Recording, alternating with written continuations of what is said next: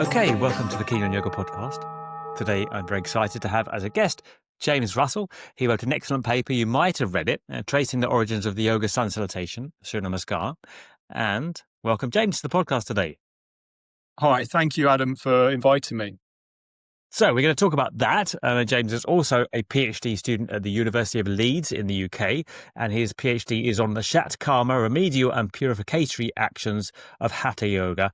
So we're going to talk about that as well and see where the conversation leads us. James has taught yoga in the south of England, around Devon area, for many years, best part of 20 years, I think. And he's also, not unusually these days, crossing over to the academic field as well. So this is going to be an interesting conversation.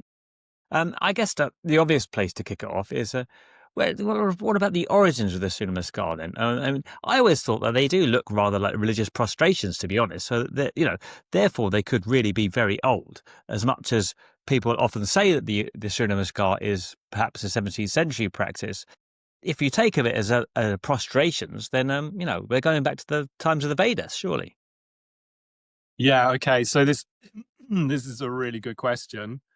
It's something that my paper looks at a little bit. So this is kind of one of the things that got me interested in this in the first place. So I'll give you a bit of background first, and then hopefully I'll answer your question. So when I first got into yoga, I got into, like I think most people in the UK, into kind of postural yoga, and I was going to an Iyengar yoga teacher who was absolutely fantastic. And we didn't do any sun salutations at all. And then I remember going to another class, and it was more of, I guess now it would be called like a vinyasa type class. But back then it was, this is like 25 years ago, it was just yoga. And it had these sun salutations. And it just felt to me like something very, very different. It felt like a completely different practice. And I really enjoyed it. I loved it. And I got very into that kind of yoga, but I was always kind of quite curious, like, where does it come from? And how is this something so different to these other practices where we're holding postures statically for quite long periods of time, and all of a sudden we're moving around. And then later on, I learned some mantras to go with it. And so I can't remember how long ago, quite a while ago, I was learning more about yoga, and I was thinking about becoming a teacher and then doing some teacher training. And I was told that they were thousands of years old and that they came from the Vedas, and people have been doing them in the same way that we do them for centuries. And I just thought that was it. I kind of just assumed. People said, you hear all these stories. And then when I got into more studying yoga academically and learning Sanskrit and learning about the history of yoga, I couldn't find it anywhere. I couldn't find what we were doing in any of these Sanskrit texts. This Surya Namaskar, it still seemed to be something quite different. And then, of course, there's, like you said, people say, well, it's just a kind of prostration that you get in lots of different texts, and it does go back a long way. So, if you look in the Mahabharata, there are loads of examples of this, of prostrations that are called namaskara or pranama, which is obeisance, or namaskara. You see Buddhists do that these days, going down. And, I've definitely seen that commonly in Tibetan Buddhism. They go down onto the temple floor. So that's what I was going to say. Very similar thing. So they're very, very common. And it's even in the Monet Williams Sanskrit dictionary, Sashtanga, which it describes as a prostration where you place 8 limbs of the body on the floor like a stick. I think it says, or in some texts it adds dandavat, which means like a stick. But what I felt was, and what I still believe really, is that what's happening there is something still quite different to what we're actually doing in a typical what I would call a postural yoga class.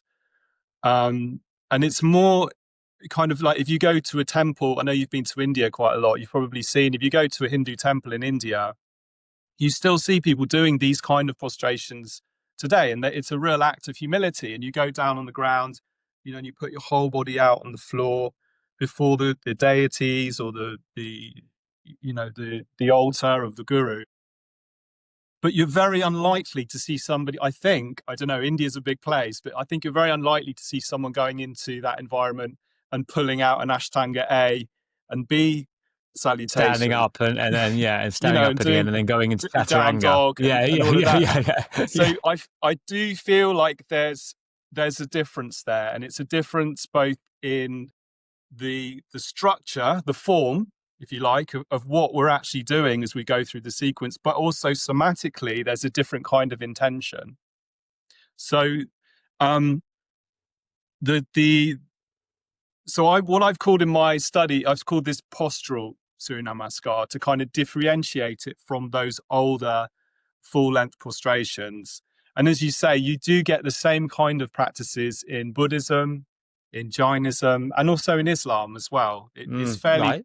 fairly common to lots of different religions. Even in Christianity, you think, they go to Lord's and they're prostrating all the way on their knees sometimes, right? Yeah, The they do. Yeah, prostrations are the kind of linchpin yeah, of any yeah, kind of religious practice in a certain sense. yeah. So I think that what I'm looking at, or what we're doing when we're practicing contemporary yoga, is something a little bit different.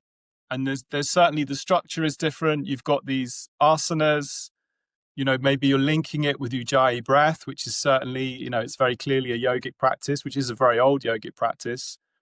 And there's something quite different happening, both in what we're trying to achieve and also what we're doing with the physical body. Does that answer your question? The question was on the origins, wasn't it? Well, yeah. I mean, But do you want me to tell you what the origins are? Because that's absolutely, that's the yeah. I mean, I'd $1,000,000 say question. that's one kind of hypothesis that they developed out of religious prostrations. But I mean, of course, there are many hypotheses, aren't there? I mean, Yeah, there are. and So that really goes on to the whole, the yeah, whole subject of the paper. So I mean, yeah. So maybe talk about the more obvious one, which is the research of Joseph Alter, who we had in the podcast, when he's talking about he's good. the kind of Yeah, dans and the buttocks of the Indian yeah, wrestling in yeah. Maharashtra. Maybe we Yeah. could talk about that next. Yeah, sure. So so this is a theory Joseph Alter proposed is a really great book. If you read it, called the Wrestler's Body, 1992. It's such a fantastic book. And in that book, he kind of looks at, he goes to Varanasi and kind of lives with these wrestlers. He stays nearby and he goes to the Akara, he goes to the gym every day and does wrestling and hangs out with all of these wrestlers.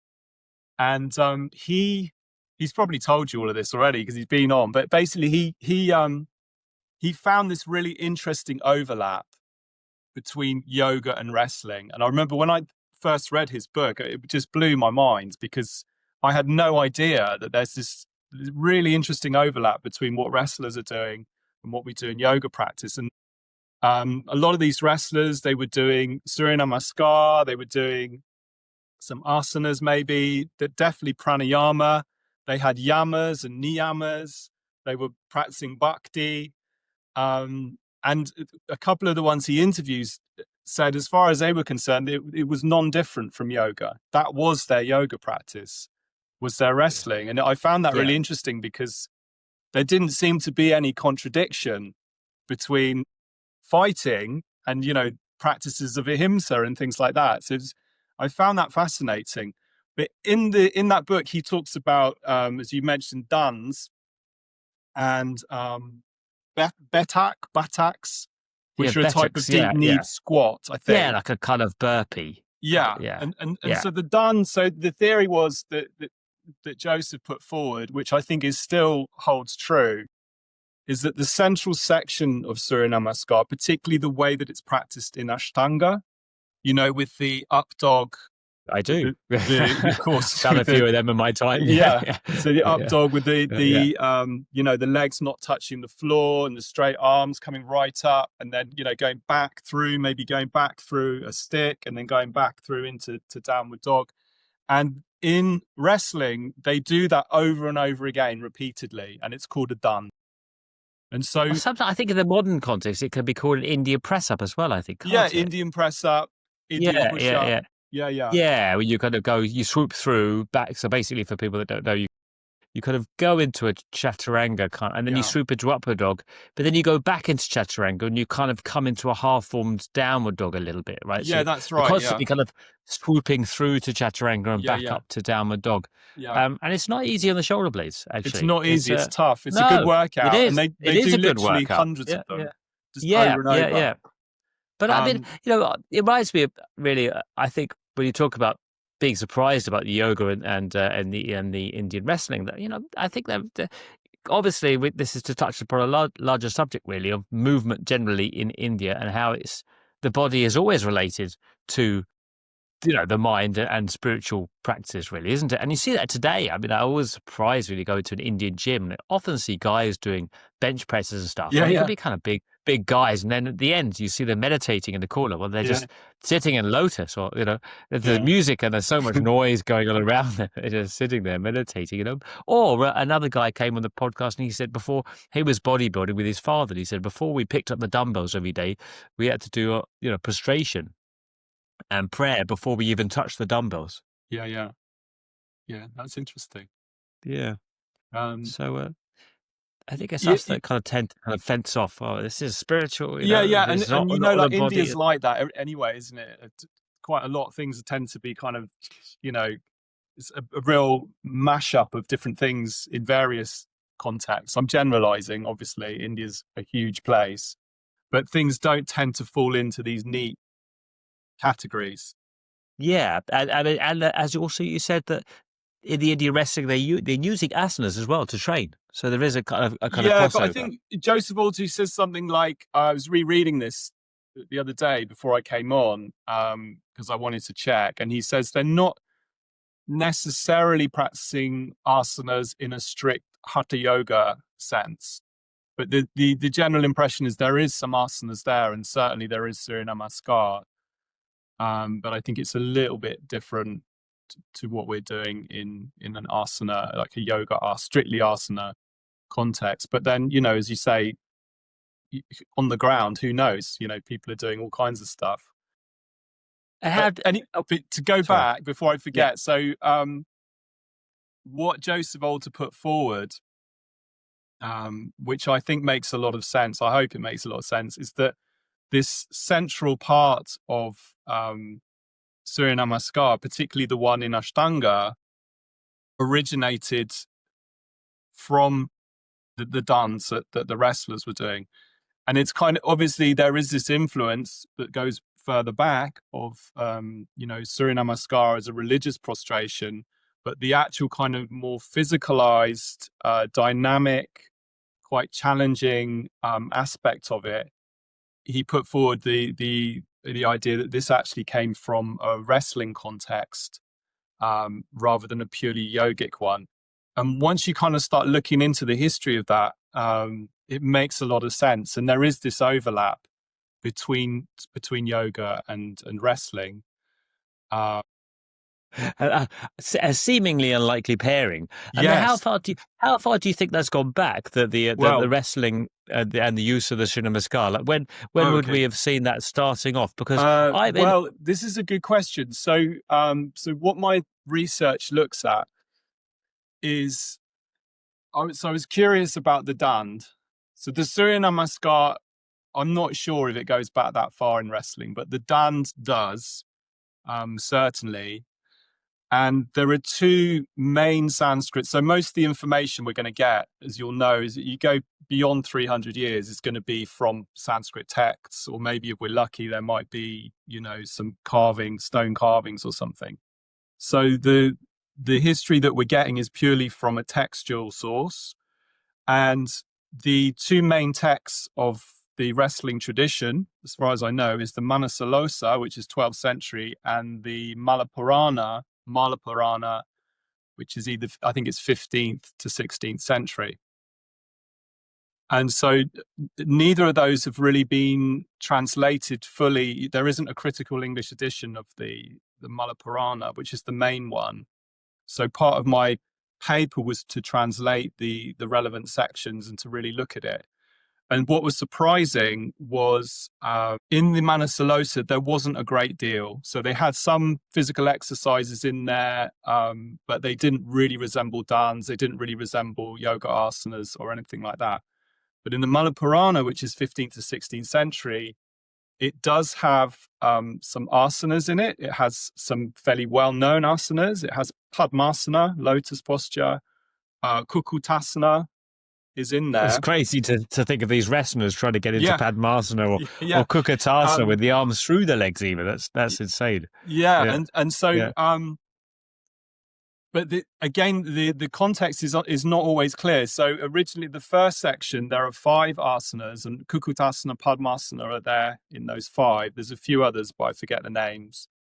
And it describes 5 different types of wrestler based on their physicality. So one of them is, I think one of them is an elephant, and one of them's a deer or something like that. They've all associated with animals, I guess, depending on their build, and their physique.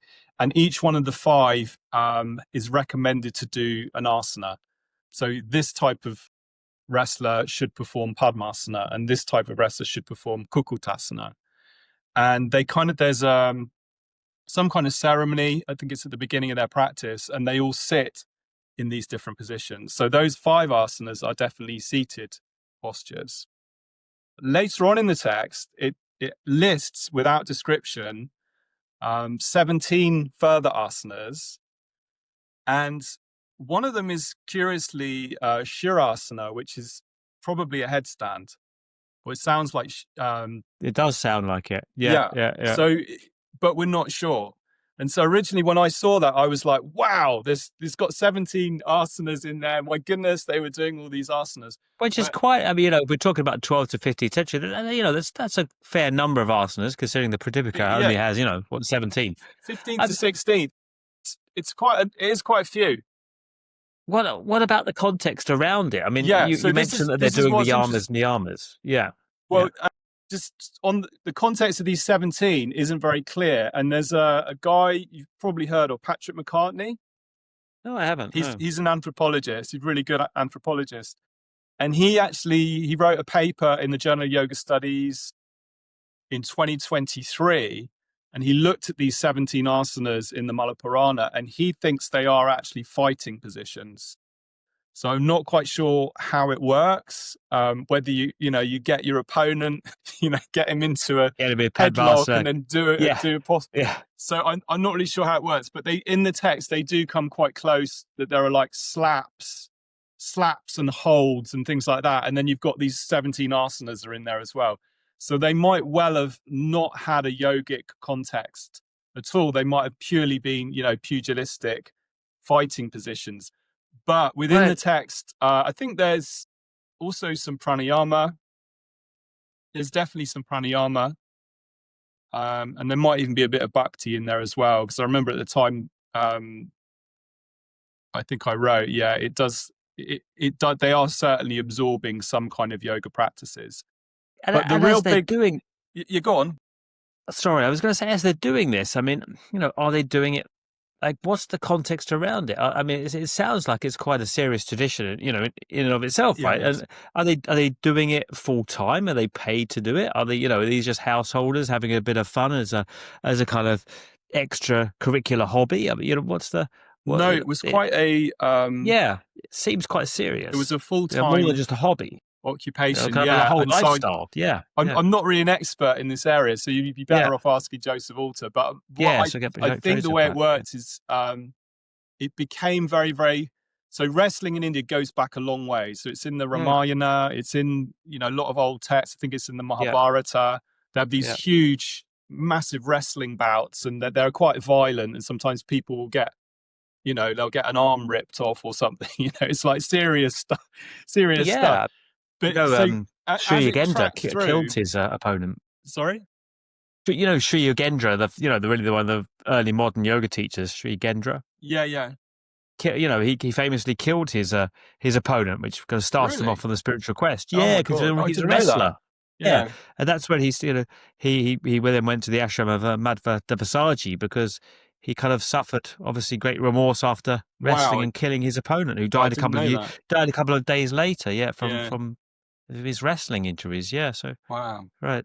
I didn't know that. Yeah. But anyway. Yeah, so to answer your question, so I think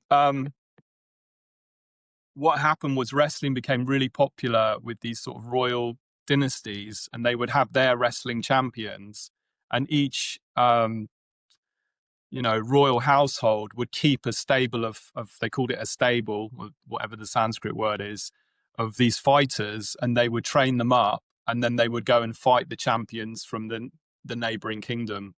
So they were subsidized by the ruling class, the royal family, and there would be these great events where everyone would go, and they became kind of symbols of the Yeah, I a can little see bit it as like a football team, I guess. yeah, You know, definitely a kind how of powerful your state is if you've got a really good wrestling yeah, champion. He was yeah, sort of representing you, that yeah, kind of yeah. thing. So That's it was a full time. They even have a in the caste system. There's a caste of wrestlers called malas. So it wasn't just something that you would do part time as a hobby, or you might do, but I think now you can. um, but I'm trying to figure out where we went off on the thread there. Yeah, going back to the asanas they were doing. So we don't really know if they were yogic asanas or whether they were fighting positions, but there are definitely traces of yoga within the Mala Purana. But what there wasn't, and this is quite significant to my research, is I didn't find duns at all. And there's no duns in the Manasalosa as well. And there was one there was a Hindi, I think, edition of the Mala Purana in like the 1920s or something. And they didn't do a full translation. They just summarized the general gist. And in there they put that a couple of things were dans. But when I looked at the Sanskrit in more detail, and I had a lot of help from Jim Mallinson, who was my supervisor at the time at SOAS, we were fairly confident that the duns just aren't in there. They're just not there at all. So this was quite significant. And so that got me thinking, well, where do these duns actually come from? And one of the things that I noticed when I was researching this, in a lot of the imagery that I found, even until quite recently, a lot of the yogis or wrestlers, when they're doing their dans, they would have a little wooden board. I don't know if you've seen this. yeah. I think I saw you have the picture in your article. I think when they've got the Yeah, boards. it's Yeah, like a yeah. sort of very thin skateboard on a platform, and And I they think, would by the way, when we talk about dans, we're talking about basically the chaturanga, more or less, right? Like a kind of yeah, it's like holding up, up dog, hold. stick, down dog, up dog, stick, down dog, that kind of thing. Right. Yeah. But they Yeah. would do it on this little. I kept seeing these images of this little raised platform, and I was very curious. I couldn't find what it was. And if you imagine doing up dog, down dog, and raising your hands up, it actually becomes a lot harder. It's quite a difficult thing to do. It's quite challenging. It's something about being your hands raised off the ground makes it more difficult. I'm not quite sure why. Yeah, maybe there's a business venture in there for Aloe or Manduka, a kind of a dand mat that kind of challenges your Surya Probably, Namaskar further. yeah. Well, I think you can still buy them, but anyway, Can I you? found out. Brilliant. Yeah, Let's see if I could get one when I go to India soon. you probably Yeah, can. yeah. Probably get one on Amazon. Um, Well, but I found out they're actually something that that are used by wrestlers in Iran, and it's called a tak-e-shena. And so I was like, okay, well, that's really interesting. And I found, I think it was a YouTube clip of these wrestlers in Iran, and they were doing their workout, and they were doing exactly the same thing. They were doing, like up dog, stick, down dog, stick, up dog, stick, down dog. But they had this little wooden board, and their legs, when they're in the downward dog type position, they have their legs much wider yeah, but I think than you we were talking normally about in do. the article the Persian Shena. Is that right? Shana, yes. And Yeah, so yeah. this exercise is called Shana.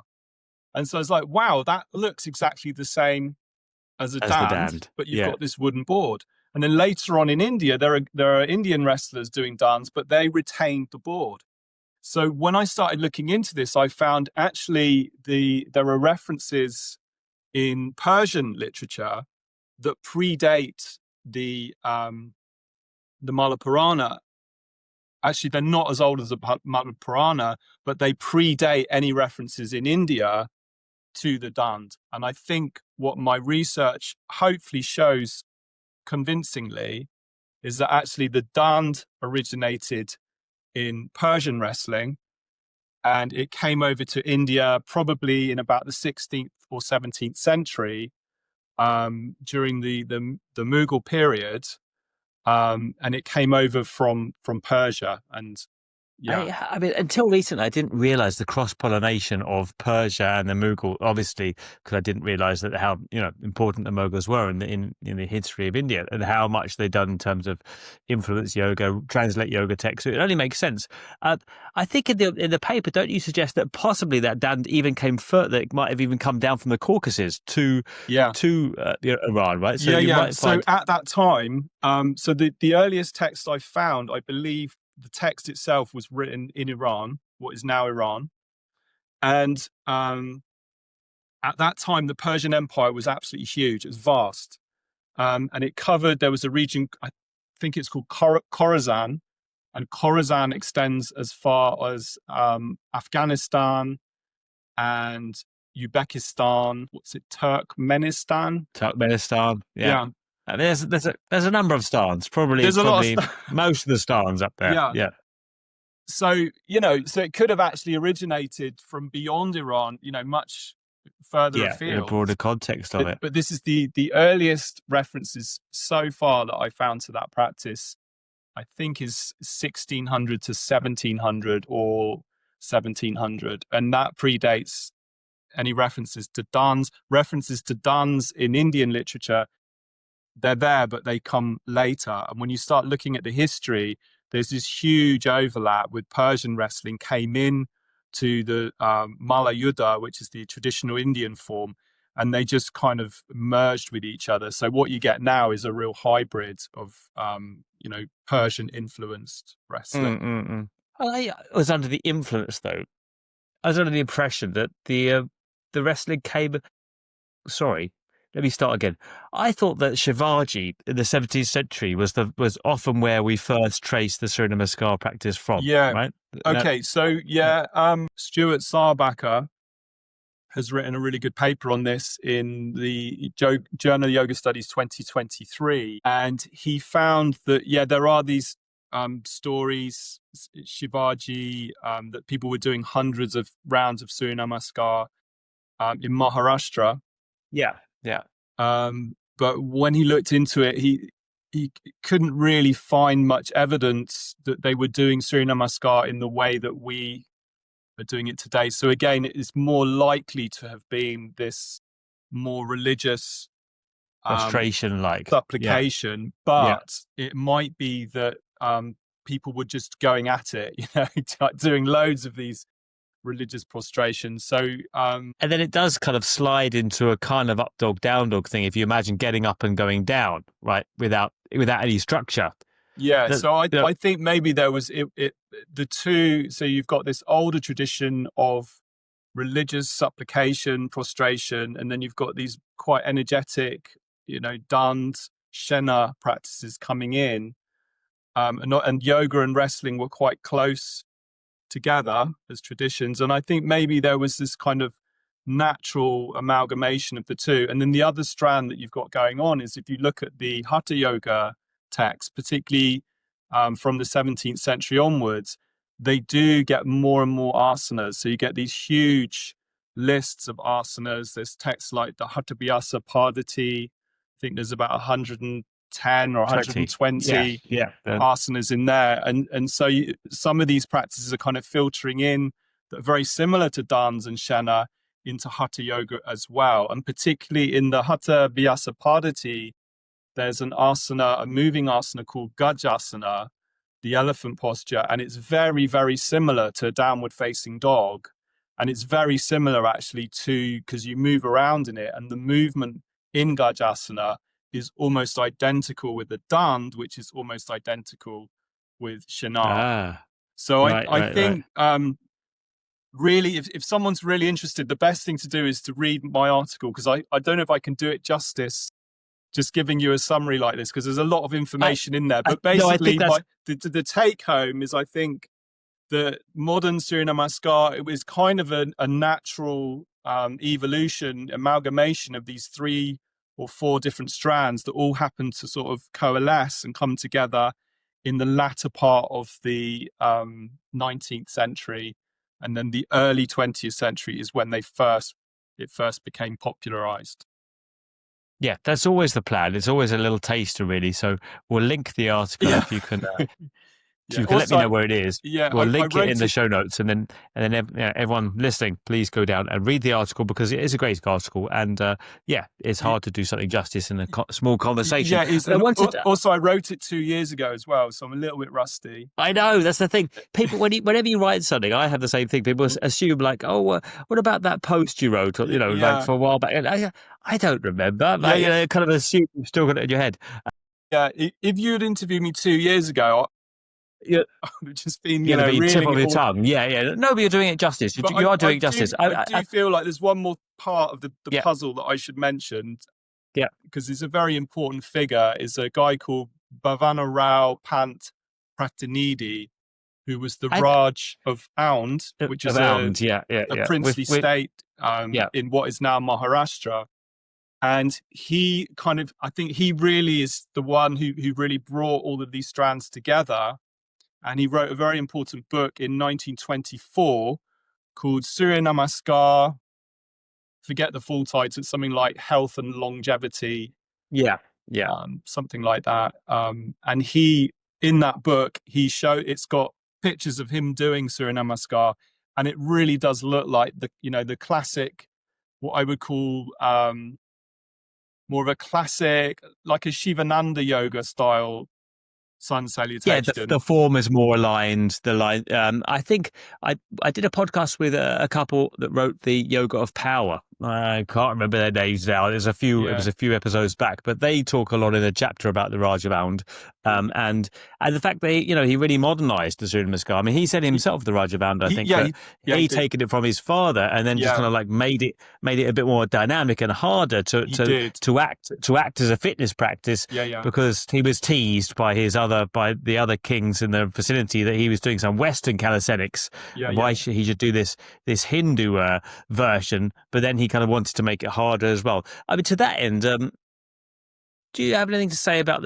the people were rather upset in terms of the Surya Namaskar being attempted on a number of occasions to be inserted into the Indian school board curriculum, and Ah, its kind of well, Hindu origins and political origins. Obviously, Shivaji was a freedom fighter for a Hindu state in Maharashtra. yeah. Um, and from there we get this idea that Surya Namaskar is a kind of nationalist Hindu practice, and some people get rather upset about its general usage. What do you have Ah, anything okay. to add to that? Yeah, That's yeah. a really big topic. I Yeah, know. and in some respects, my research I think is quite controversial, because it kind of disrupts that whole narrative. Because Right. what I'm saying is, I'm not saying that it's not a Hindu practice, but I think there are certainly elements within Surya Namaskar that probably most likely came about through other influences and beyond Hinduism, beyond India, probably from Persia.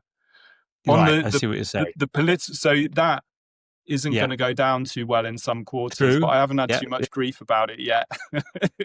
Well, Maybe I now will there's an now. I opportunity for just all done this our podcast. Indian nationalist listeners. Yeah, That you but heard it first. James is saying that it's not actually Indian practice, probably Persian, maybe from one of the stans. But I think I everything think is there are intention as elements well. That it's there that become a symbol, I think right? that it's it's definitely when you look at if you look at the classic that the Raj of Aund was promoting, and it's definitely got Vedic mantras. It's filled with, it was very much a Hindu practice. But what I'm saying is some of the physical elements, like the stick position, the upward dog, downward dog transitions, I think they probably came from beyond Hinduism and probably came from a Persian influence within the wrestling tradition. On the political side, I think it's hard to separate it out really, and it's a really muddy, difficult topic. But in the sort of late 19th century, early 20th century, you did have this growing nationalist movement in India, which I don't think that should be viewed as a negative thing, because, I'm not a nationalist by any means, or anything like that. But at that time, India was under colonial rule, Yeah, yeah. and I think when they we say wanted. nationalists these days, we think of fascism, but really, I mean, Exactly. Yeah, nationalism. yeah. If you're under oppression, then nationalism is a very reasonable feeling to have. Exactly. Yeah, So yeah, there yeah. was this growing feel. I think it was 1885. Was it the Indian National Congress was founded? Um, and there was this growing move towards self-rule and independence from the British. So there was this growing nationalist movement. And then at the same time, there was this huge physical culture movement that was happening all over the world. It was global, and it was coming into India as well. People like Pratinidi were influenced by the sort of wider physical culture movement of the time. And so within this growing nationalist movement, Vyayama, which is indigenous physical exercise in India, it came to kind of symbolize national identity. It came to symbolize a form of cultural capital, if you like, and it was pushing back against the British, because it was pushing back against British exercises, like, drill exercises that they may have been forced to do, these Western Yeah, British exercises. So exactly, this was exactly. something Yeah, yeah, of and their also own. showing that there's a young, strong, modern India, and Yeah, defined by dynamism. Really, like modernism, if you think yeah, of the period, defined by dynamism. You've got to show, these kind of young, strong people able to rule themselves, right? That yeah, are not, kind of yeah, being. I mean, often the narrative is that the country is kind of somewhat. How would you say it? Without being sexist, feminized by being oppressed by another power. So yeah. it's Well, a it's a poor, this was a big part of it. So there was this kind of stereotype that the British were, you know, pushing, that the Indian men were effeminate or yes, exactly. weaklings, and That's so it was a something like way that. I of was going to pushing say, back yeah, against that exactly. whole Yeah, narrative. yeah, Um, and then also, so I was reading Mark Singleton's book again recently, and he talks. There's a section in there about nationalism, and he talks about I think it was Vivekananda was saying, actually, weakness was an impediment to enlightenment, and that we needed to cultivate physical strength. And he seemed to be embracing physical culture as well. Fernanda. The, But I think he was very Vivekan- kind of and really he, against it, wasn't he? He was very against yoga. Maybe it, on the side he was lifting a few well, weights. yeah. So what I'm talking about is Vyayama, which is indigenous physical culture. So not necessarily yoga. This is a bit kind of before the yoga. So late 19th century, early 20th Yeah, century. yeah, And there's a brilliant quote in there, and he says something like, "It's easier to find God through playing football or something like that than meditating," which I thought was quite interesting. Um, so there are all these different elements of nationalism and physical culture, and also some of the akharas, the gyms, actually became sites of political resistance. I think it was in Bengal. And so really, this created this environment where Vyayama, indigenous physical exercise, was being promoted widely. And that kind of created the right conditions for yoga. So Surya Namaskar, when Pratinidi first published his book and first started promoting it, he didn't promote it as yoga, and he didn't call the positions yoga postures, Sanskrit names. They were just position 1, position 2, position 3, etc. And he was really trying to promote it as a form of indigenous physical exercise, of Vyayama, rather than promote it as yoga. And he actually, I don't believe that he was like a real ardent nationalist, but he was certainly a follower of Gandhi. He met with Gandhi a number of times, and he introduced something called the Aund experiment, which was an experiment in democracy, where he handed over a lot of his um, kingly powers to the yeah, people of Aund. yeah. And so the feeling that I get is that he actually just really cared about his people. He seemed to be, actually someone that cared a lot, and he wanted his people to be fit and he wanted them to be strong. And he was very keen on education reform. And one of the reforms that he brought in, and this goes back to your question, hopefully, is he introduced compulsory physical education in schools within his district. And part of that was Surya Namaskar. One of the reasons that he gave was he said that Surya Namaskar, he thought it was just the best all-round exercise that you can do. But he also says it's particularly well suited to mass groups of people in quite a small space. So if you've got, 50 kids in a small yard on their break, you can get them all doing Surya Namaskar fairly easily, and you don't need any props or apparatus or anything like that. So it was cheap, and it was something that you could do in large groups. So this idea of large groups doing Surya Namaskar is actually quite old. But nevertheless, large groups doing synchronized exercises does somewhat smack of a political kind of rally, doesn't it? And I think it was compulsory in a way as well. So in a way, not so great.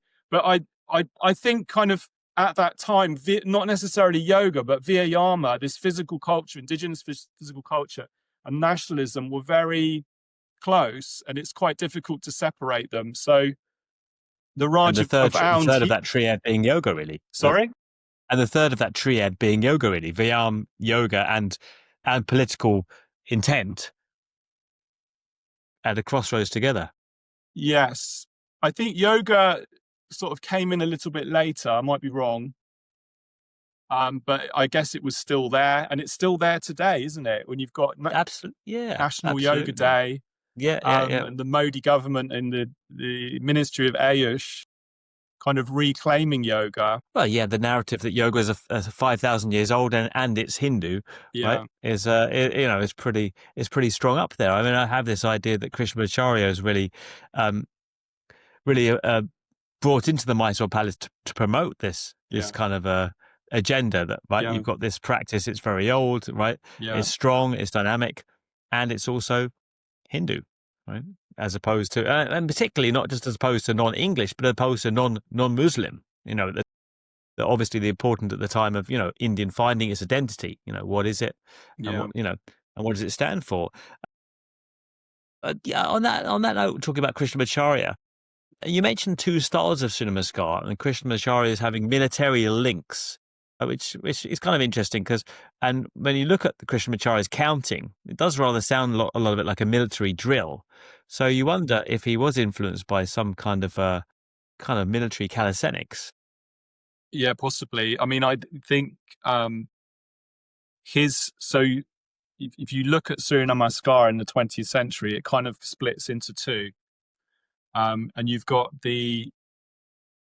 what I would call Shivananda style sun salutation, where you go up, down, and there's a lunge position, and then you step back, and then you lower into Ashtangasana, so knees, chest, chin, down, and then it's more of a cobra. Right, the pelvis on the floor. Yeah. Before down dog, and then lunge, and then step back through. So this was much more in the keeping of Pratinidi's sun salute that he promotes in 1924.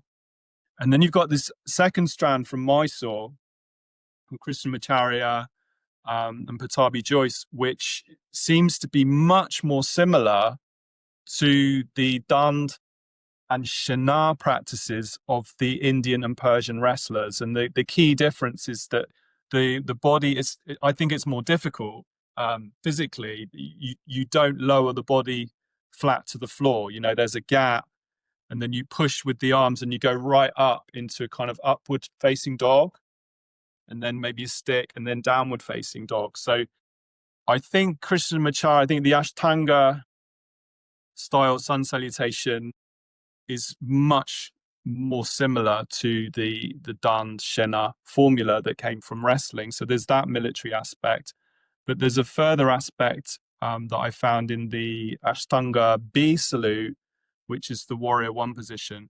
But I should actually say, we're talking about Krishnamacharya, but actually Krishnamacharya, his book, Yoga Makaranda, he doesn't he doesn't teach Surya Namaskar at all.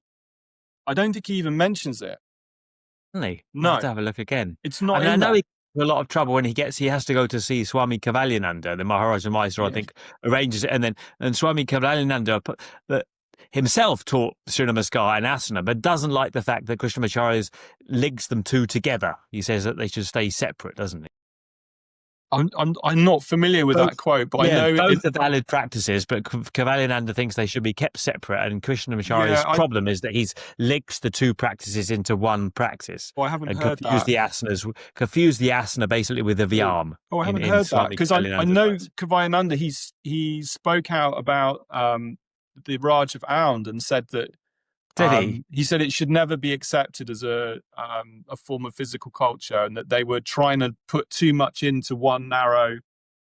They were trying to bring everything into Surya Namaskar. I haven't heard that quote Right. about Krishnamacharya, but interesting with Krishnamacharya, in the records at the Mysore Palace that Mark Singleton found, he was teaching. He obviously, like the vinyasas, it is linked, but he did actually used to teach two separate classes, one for Surya Namaskar and one for yoga.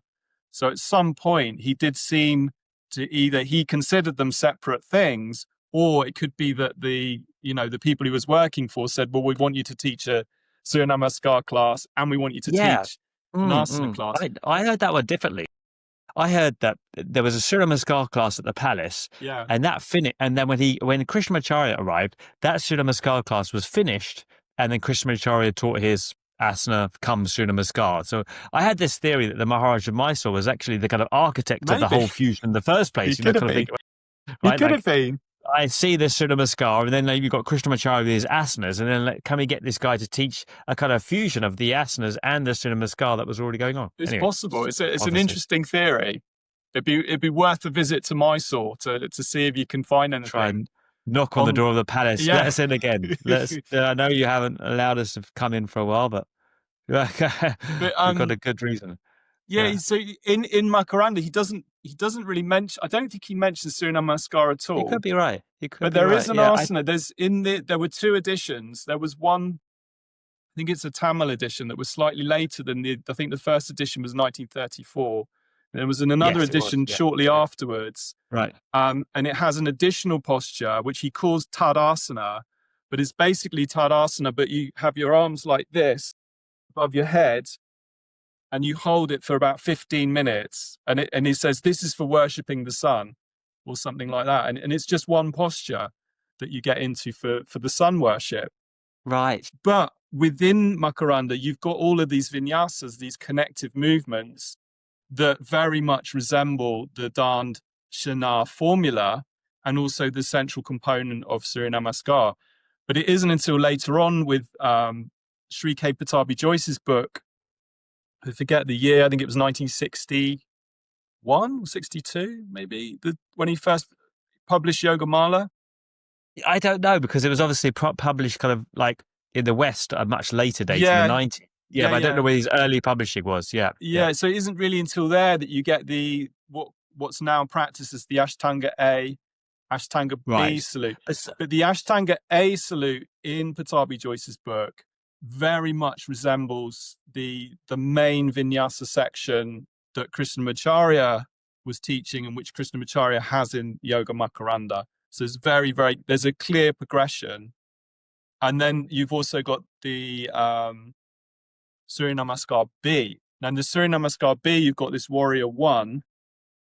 And I couldn't find the Warrior 1 in any pre-modern Hatha Yoga sources, any Sanskrit sources, but I did find it in a calisthenics. Is it calisthenics? I can never say that yeah. word. I know. Yes, calisthenics. Calisthenics Yeah, manual yeah, from yeah. 1864. And if you look in my article, I've got some really great images from that book. And they called it the Charge. And I mean, it's so similar to Warrior 1. I mean, No, I like the picture with the guy. I think he's got a mustachioed kind of yeah, military man, and he has his fist up. I think he kind of with a half bent leg and a fist in a charge position. I love that. yeah, Yeah, yeah. yeah. So what happened was,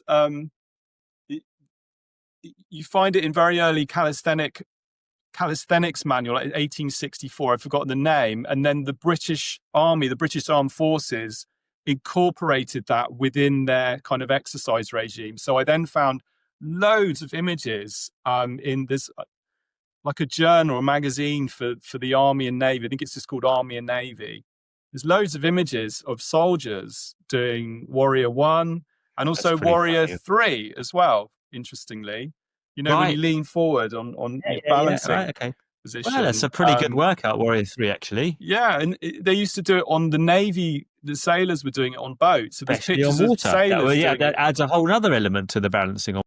Yeah, if you're at sea. If you're actually on a ship. Yeah, and so, but that included the British Indian Army. And so I found these wonderful images of Sikh soldiers, and in one of them they've got a dumbbell. They're doing it with a dumbbell raised, and then in the other one they've got their rifles. So they're doing Warrior 1, and they've got their rifles in the air. And those images are like late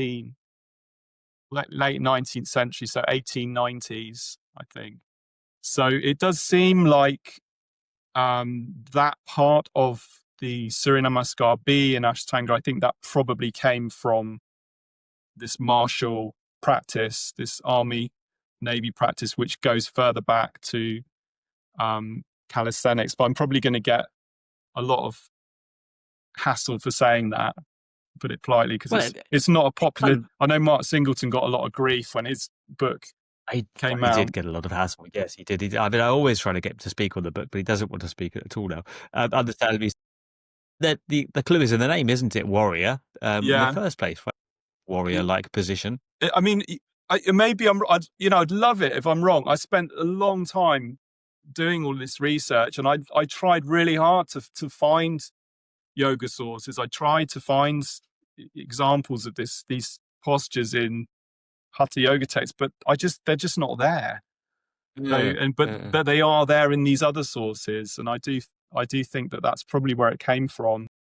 And somewhere along the line, either Krishnamacharya or Patabi Joyce incorporated it into the sun salutation. And it's kind of like the lunge anyway, so I can see how it kind of fitted together quite easily. I mean, I think we're starting to become, I think at least most of us are missing the fact now that there's various sources for the modern yoga postures. And it's a question of intent, really, isn't it? Why you're doing it. Are you doing it with your rifle as a warm-up to kill people, or are you doing it as a warm-up to, I don't know, go inside or whatever people are wishing to do with, in terms of modern yoga devotion, as a devotional prostration. It could be as a prostration, or it could be with some other nefarious intent. I kind of realised time is running out, and I wanted to get onto your more recent work. So, do you want to say? Do you just want to give a short introduction, a few words on just to introduce people? So this is a lot easier because this is much more recent in my mind. Yes, exactly. Yeah. So I'm doing a PhD, as you said, at the University of Leeds, and my topic is Shat Karma, the purification and remedial practices of Hatha Yoga.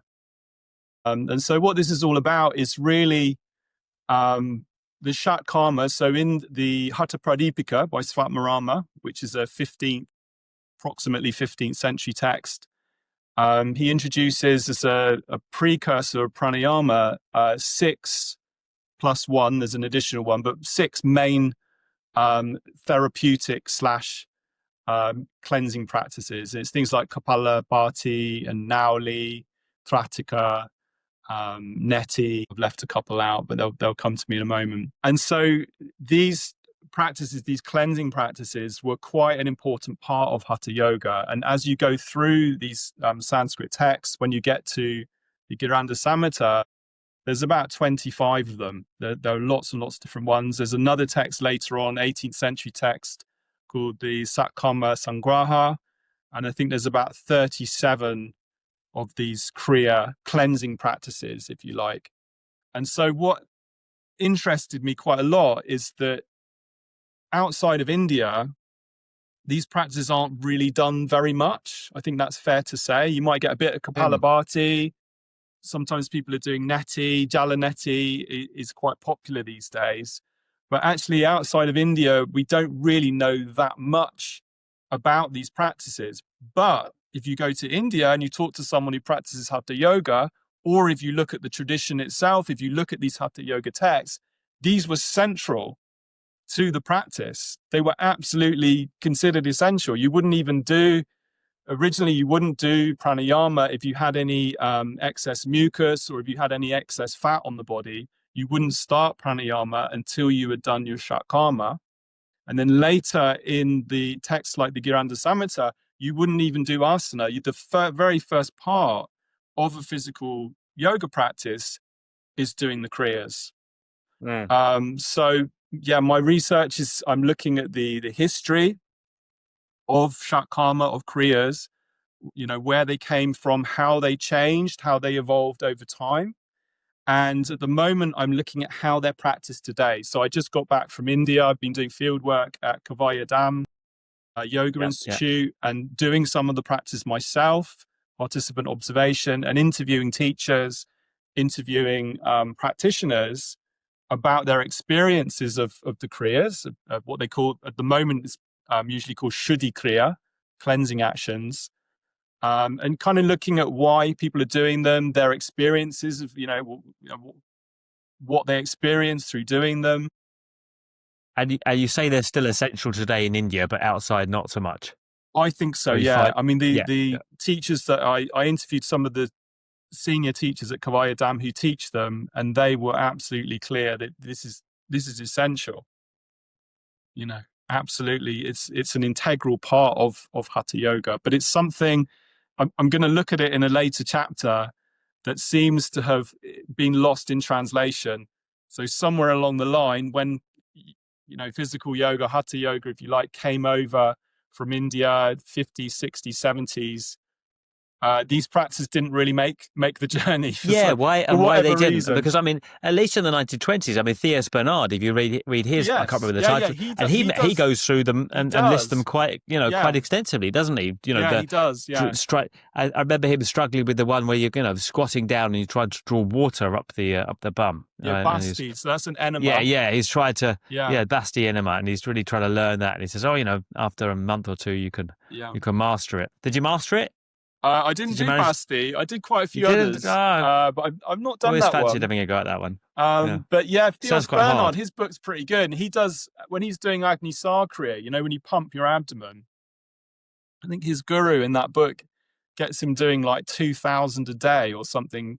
Yeah, well, Nauli, I mean, we call it Nauli these days. That's kind of, people Nauli, do a bit of Nauli. Yeah, you do see it. Yeah, so there are a few, but you're right. I mean, I think in the modern context, people tend to say that you only do the kriyas, or the kriyas are only meant for, there's a kind of way of trying to help with health complaints before modern medicine.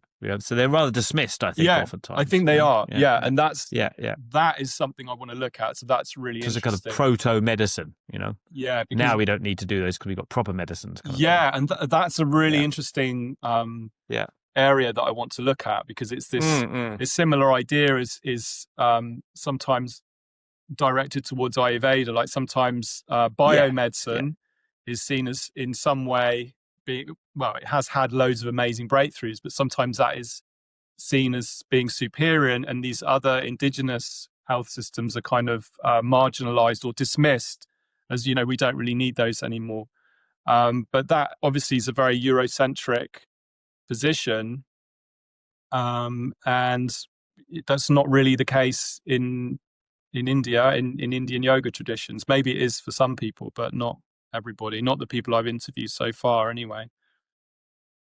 Yeah. So what would be the thrust of your conclusion on the Shat Karmas? Do you think that we should introduce them back into I mean, I don't really. I mean, I don't. Right. I'm not looking at how effective. Like, I'm not kind of trying to evaluate whether or not they're effective or not. How effective? Yes. I'm not really interested in that. I'm more interested in, the fact that people are still doing them, and people do still really incorporate them into their yoga, and the role that it plays in people's yogic practices. So I'm not necessarily trying to advocate bringing back, sticking various tubes tubes in and different places. Yeah, yeah, yeah. in your body, Yeah. and some of them I think Yeah. they probably will die out, and maybe that's a good thing, but some of them will endure, and things like Nauli still there, Jalanetti. Well, the history, I'm writing a thing at the moment about Jalanetti. The history of that is quite interesting, but that's become huge. So I think Yeah. some of these practices will endure.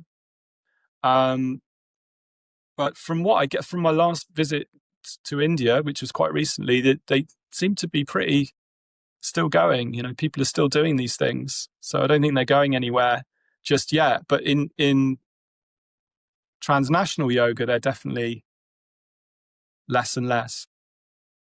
Yeah, I think because a lot of them, I mean, like the Shivanandas do them, don't they? And I remember one of my friends saying about on the course, and you have to drink a salted water, Yeah, kind of, and then you vomit it. And yeah, there's obvious reasons why you might not want to bring these into the yeah, modern yoga class, isn't there? yeah. That's I can imagine Vamana. doing Yeah, yeah. So a swanky modern yoga center. Just drink this, and yeah, all the whole class is vomiting all over the yeah. place. See, I that's mean, another really interesting angle, though, isn't it? Because you've got this the way that the environment that yoga's practiced in, right, yeah, in yeah, America and Europe, it's become this yeah, quite sanitized studio. yeah, Like we do yeah. yoga in studios, and the studios are really And clean, and increasingly upmarket, yeah, yeah, it's yeah. Whereas you upmarket, haven't got your and so you yoga wouldn't want huts anymore. somebody Yeah, vomiting salt water or yeah. sticking a rubber catheter up their nose in that environment.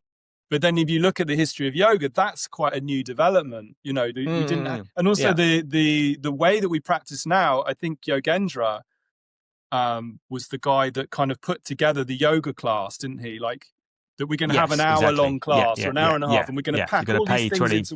and and Yeah, do and a so whole the way that we're practicing in these short classes in these very sanitized studio aesthetic places is quite a modern thing, and it's in a way it's quite a I guess it's quite a Eurocentric thing, and yoga isn't necessarily practiced in that way in India. In some places it is, but not everywhere. So these are the kind of differences that I'm quite interested in. Well, yeah, and how it dovetails into kind of like, can you sell it, right? Like, is it Yeah, commercial product that yeah, is, kind of has any capital? Well, maybe not, and it's, doesn't really take much teaching. It's not that pleasant to look at. Right, right. There's some qualities of the Shat Karmas that don't really package well. Let's say, right.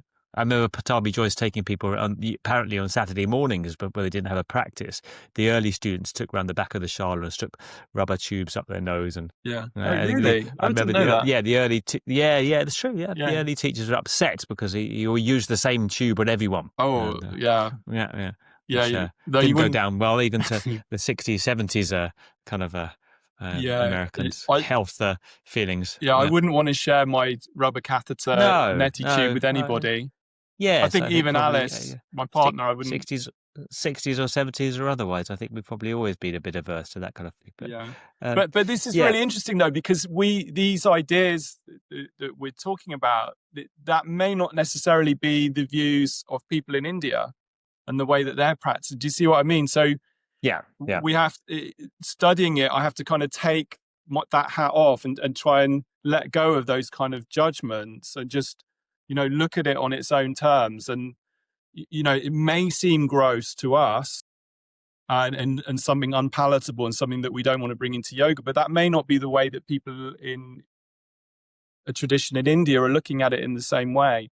Yeah, exactly. Yeah, I think it was what makes the whole subject so fascinating, because you've got kind of the emic or an etic perspective, right? You've got the Yeah, insider perspective, and then the critiques on the outside, and kind of yeah, both valid in different ways. yeah, And of course, we can only ever really be on the outside looking in, but we can try as best we can to imagine how it would be, the other way around. yeah. Well, that's what I've been doing. So I've been going and going to classes early in the morning and Right. picking rubber tubes up my nose and talking to other people who are doing it and trying to get in on the inside a little bit. Yeah, yeah. Still It's been really rather interesting, you than actually. me. But yeah, I'm looking forward to reading the book, and of course we'll have you back on when you published it. That'd be And best great. luck with a PhD. I know it's a couple more Yeah, years and yeah, a a hard couple more slog. years. Yeah, yeah. Best of luck with that, and Thank I look you. forward to reading the conclusions. And thanks for coming on and talking about the Surya Namaskar. Wonderful. We'll put the Thank you, link to the Adam. article in the notes so you Yeah. can read this whole. I understand, obviously, it's a couple of years ago, so it's tricky to kind of go back and remember. But the whole thing is a beautiful article and very, Thank very, you. Yeah, thank you. yeah, I do. If anyone's interested, I illuminating. do recommend have a look at even if you can't. If what I've said is just you completely disagree with what I've said, then please just have a look at the article, because I do lay the research and the evidence out, I hope, quite clearly, and draw your conclusions from that, I think. Yeah. And also, I mean, I forgot to mention, you've also got a website where you've got some great blog posts as well. So, well, thanks. Yeah, jamesrussellyoga.com. Those are a bit old now. I haven't really written the blog for a while. But yeah, there's a few. They were good. Yeah, I read quite a few of them. Really good. Yeah. Thank you. Yeah. All right, James. Well, thanks for coming on, and thank you for having me. We'll link to you in the notes, and yeah, there's a lovely discussion. So great. We'll look forward to having you on in a couple of years and talking about the Shat Karmas in more depth. Great. Right. Thank you, Adam.